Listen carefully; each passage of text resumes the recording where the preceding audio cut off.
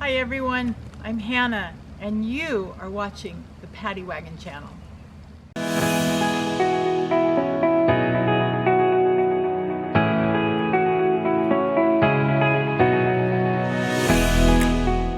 So normally on this channel you will find us traveling around the country looking for weird and wacky things like the world's largest ball of popcorn, which is well over 2 tons by the way, and the Corn Palace, or out looking for Bigfoot because we are Bigfooters.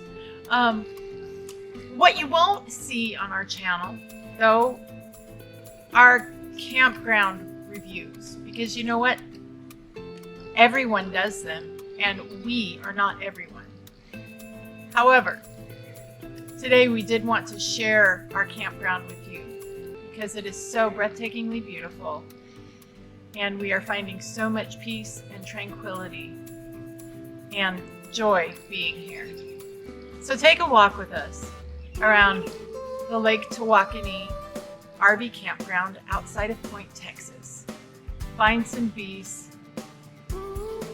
find some tranquility with us, and just